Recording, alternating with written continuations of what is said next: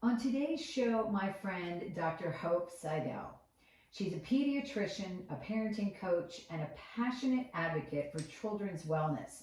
She's been a partner for 20 years at Cary Fuquay Arena and Apex Pediatrics and recently retired in December of 2023 to pursue her coaching business full time.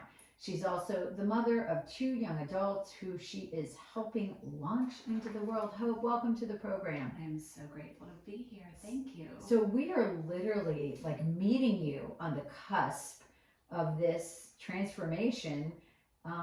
It's pretty exciting, pretty scary, pretty daunting. I'm sure all of those things. But let's back up a little bit and give our listeners some understanding of how you got into medicine in the first place, how you became a pediatrician. Yeah, great. I'm so thrilled. Yeah, yesterday was my last day, so I'm still fresh off of Okay. my retirement. So, yeah, I don't actually ever remember not wanting to be a doctor. My dad was a physician.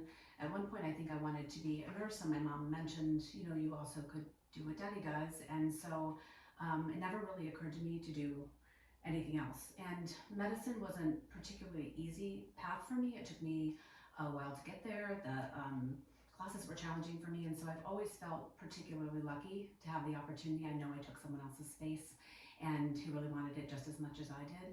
And so I really had a fairly straight shot from college. I took a year off between college and medical school, and then I have been in practice since the day after my chief residency. So, yeah, I've never wanted to. It's not really that exciting of a story. And why a pediatrician? What was it for you about working with children that really drew you?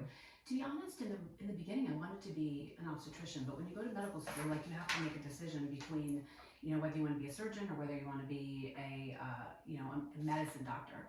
And once I did surgery, I really felt like that was not what I wanted to be doing full time. And adults just don't. We have to convince adults to take care of themselves sometimes, and children and their families tend to be so well invested in keeping children healthy. Sure. Yeah. And children are generally well. So it's a very fun, engaging, powerful kind of career because you're watching children literally grow and transform at such a rapid rate in the first 18 to 20 years that it feels impactful. And you're making such a difference. You have the potential to make such a difference in their lives. Well, let's talk about children. You have two children. Yes. And you were raising kids while you were building your career, which a lot of women do, but I know doctors have really long hours. It's very stressful.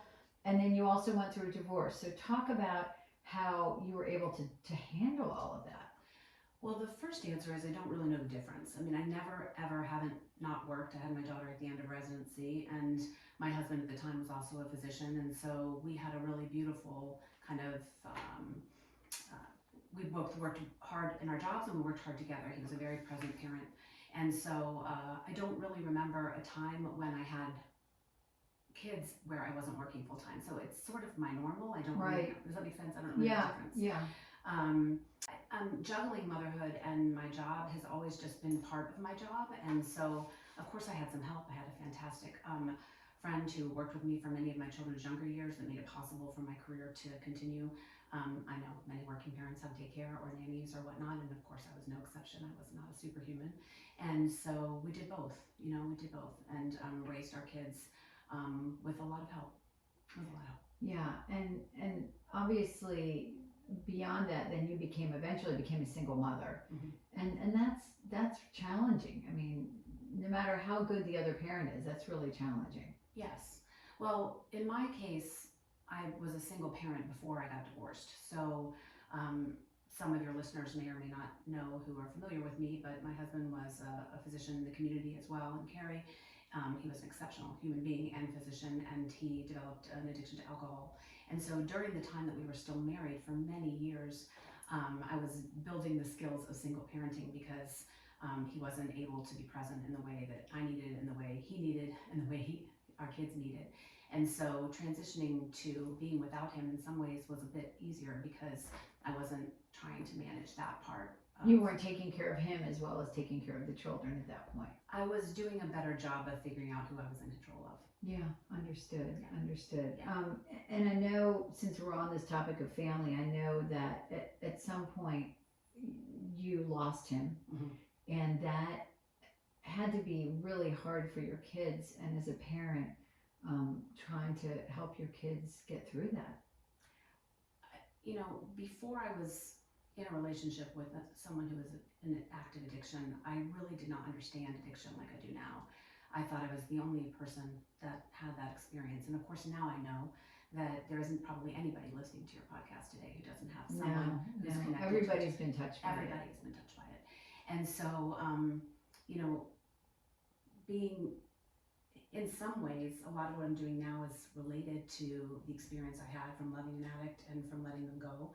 And when he passed away in January, we had done a lot of work on handling pain, on remembering who we're in charge of. I think probably the lessons that addiction taught me most in my parenting and also taught my children is that it helped us develop a different relationship with both pain and control. Yeah, and I think that line that you've said several times, it's really hit me, is who we're in charge of, right?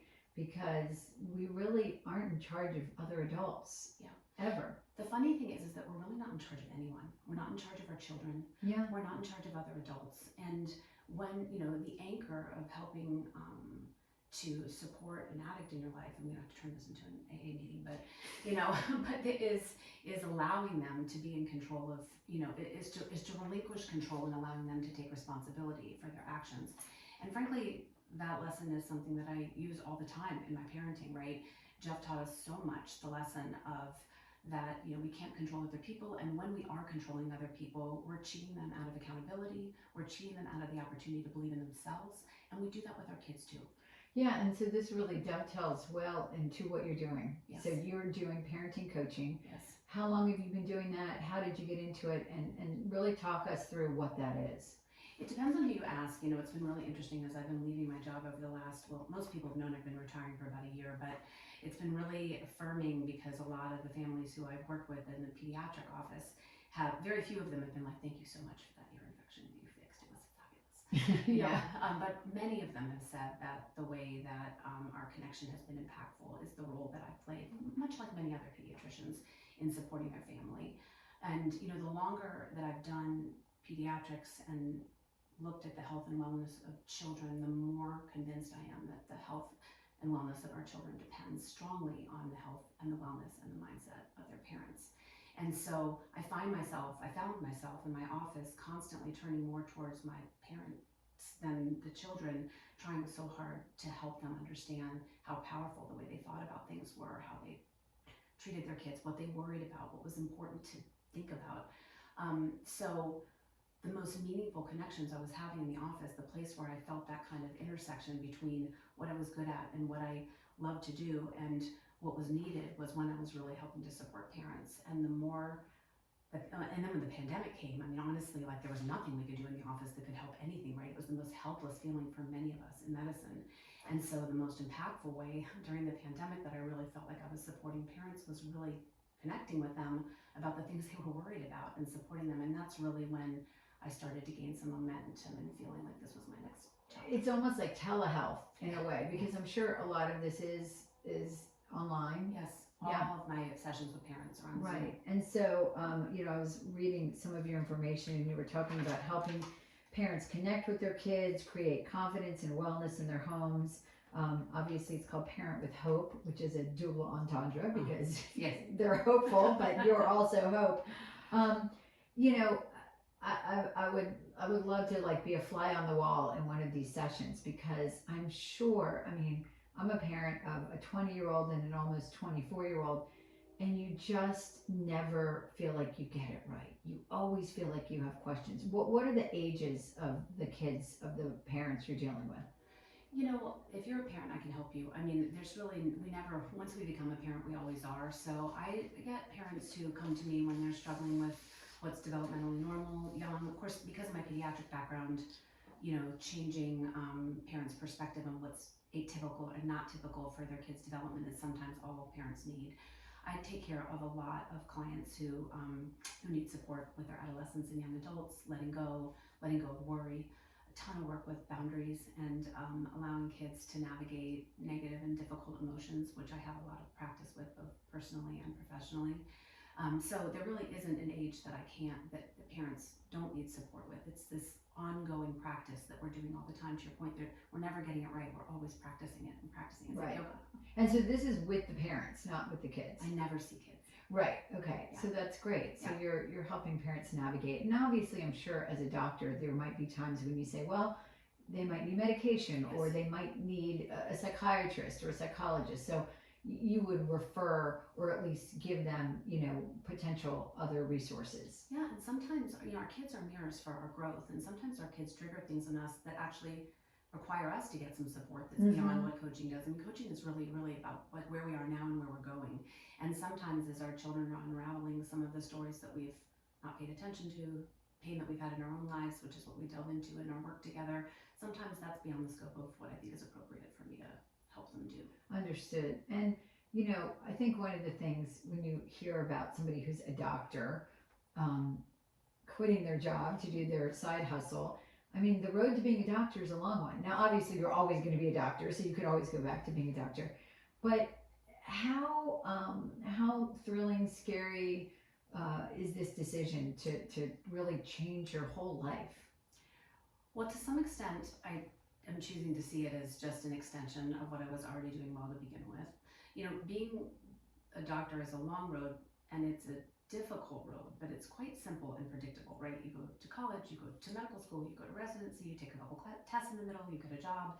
I think we were talking about this before we got on the podcast. To some extent, many physicians feel the golden handcuffs of that career as well. It's very stable, Sure. it's needed, and it's a responsible, respectful, for the most part, very Valued profession. Sure. And so, but I don't feel like I was growing anymore in my career. So And you wanted a challenge. yeah, I'm a very growth mindset person, and I felt like I had reached a space where I was doing the same thing and I was quite good at it, but I just didn't want to look 20 years back and really feel like I hadn't grown. And Like so, you hadn't tried something else. so Given it's your chance. horrifying. Yeah. Yeah, no, it's exciting. And this podcast is really about women transforming themselves after 50. At a time in our lives when sometimes people aren't seeing us as relevant as we once were. Maybe they're not even seeing us at all. Some women have shared with me. And so there's this feeling of maybe being stuck. So what advice do you have for women who want to get unstuck, who are maybe in doing something like you were, which is a valued career, and they do it well, and there's no reason to make a change, but they feel something in their gut? Or maybe women, I know many women who are trying to get back into the workforce, for example, after their kids, have gone off into the world.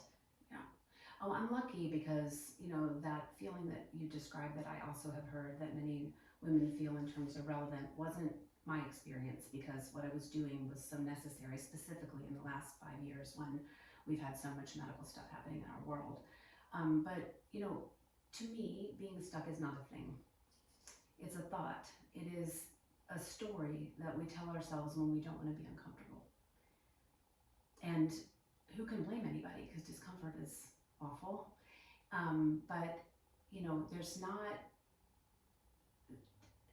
stuck is not an actual circumstance that we have in our lives. It's kind of what, like you said, it's a narrative that we tell ourselves, and then it's an obstacle that we put in our way. We give it to ourselves because it's easier to stay where we're comfortable. We just, it's just, we say we're stuck. What we really mean is that we don't want to be so uncomfortable that we have to grow, because what we're doing now feels safe. And listen, our brains are wired that way.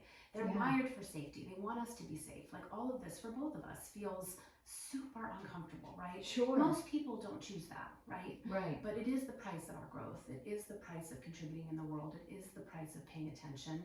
And so I tell myself when I'm feeling uncomfortable, I'm not stuck. I'm just uncomfortable. And I get to choose. And I get to choose. Yeah. And there really isn't such a thing in life as growth without challenge or without discomfort, right? I mean, it's hard either way. Like, Yeah. it's hard to stay where you are when you don't belong. It was hard that way in my marriage. It was hard in my career if I had stayed. I mean, it's hard. We're choosing our hard, right? Yeah. But one is growth and one is staying. And it's okay if you stay. It's not a problem either. But for me, it wasn't where I wanted to be. And it's also okay if you try something new and it doesn't work. Yes. Because we're afraid of failure. Yes. But of course, we all learn from failure, and you try things, they don't work, you try something else. Yeah, I mean, that's the antidote to feeling like you really can believe that you're moving into a new chapter, right? Is not only being willing to fail over and over again, which both of us have done, I'm sure, in our careers. I mean, I failed myself way up to Every being a other doctor. day. That's not avoidable anyway. And then just really trusting yourself. I keep telling myself every morning as normal fear comes up for me, I'm certainly afraid. I'm certainly having moments of doubt and overwhelm, is that I'm taking my brain with me. Okay, I like that. I'm just I taking like my that. brain with me. It's fine. Is there, these are some questions I ask everyone. Do you think there's a secret to reinvention, or do you think it's just having the ability to imagine something else? I think the biggest secret is just paying attention to your own compass and if it's going where you want it to go. Like, is it going where it's always gone? Are you just on autopilot like your GPS, or is it going where you want to be going? So checking in with yourself, I check in with myself a lot. And then I think I said this, I mean, I just think that if you're willing to trust yourself to either know that or not know that, and that's a practice of constantly looking inward and paying attention. We're so used to in our society looking at other people. Oh, look what Amanda's doing. Maybe I should do that. Looking outside ourselves to see what is the right thing to do. And the answers in our parenting, the answers in our lives are all in us. And if we just get still, we sometimes can figure out what those are. That makes a lot of sense. Anything other than this brand new business, well, a business extension of the business you've already been doing, anything that you haven't done that's on your bucket list? Well, the one thing I'm actually going to do already, but I'd like to travel internationally by myself. I've never done that before. But to be honest with you, and this sounds so sad, but I really, on my bucket list is to get familiar with rest. I'd really like to get better at ease. Yeah. I have just spent a career of, a very challenging career that I'm super grateful for. It gave me the kind of flexibility to leave my marriage when it was right and take care of my children. And I'm so grateful to everything medicine's given to me, but it's a lot. And between that and all the things we've already talked about, I would just really like to lean into the ease and get better at that.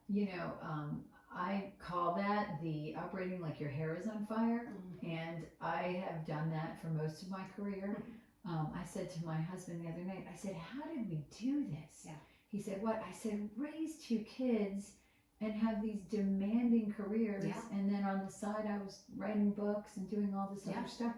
I don't even remember some of it. I mean, when people ask me about, they'll say, do you remember da-da-da? I'm like, I don't. I mean, I must have just been underwater. Totally. So I hear you. I get that.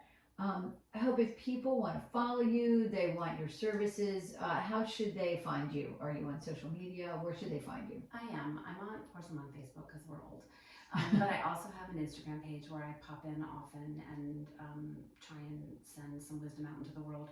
It's at Parent with Hope. It's not real complicated. At Parent with Hope. At Okay. Parent with Hope, yeah. And then if you really just want to easily find me on the web, you can find me at www.parentwithhope.com. Parentwithhope.com. And you can set up a consult if you feel like you need some support. I usually do a free consult to connect with my clients and just make sure it's the right fit for both of us. Of course, Sure. I want to make sure I can help. And yeah, so I'm super, super excited. And you can talk to parents of kids of any age. Any age, yeah. There really isn't anything that I can help. Most people come to me when their kids are in pain, wanting me to help them fix that. But a lot of the work we do together is trying to figure out how we want to show up in terms of who we're in control of, how we can show up as the strongest parents we can be, right? Like our kids are really depending on us to take care of our own stuff. And oftentimes we're so mired in this part of parenting where we're really kind of literally giving oxygen to other human beings that we lose that part. Right. There's the whole practical side versus the emotional side. Hope, this has been great. So Thank you so much. I really appreciate you talking with me today, and I think our listeners will get a lot out of hearing your story because you're taking a risk, and it's, like you said, scary but also exciting, and I look forward to seeing where it goes. Me too. Thanks so much for having me. Thanks, Hope.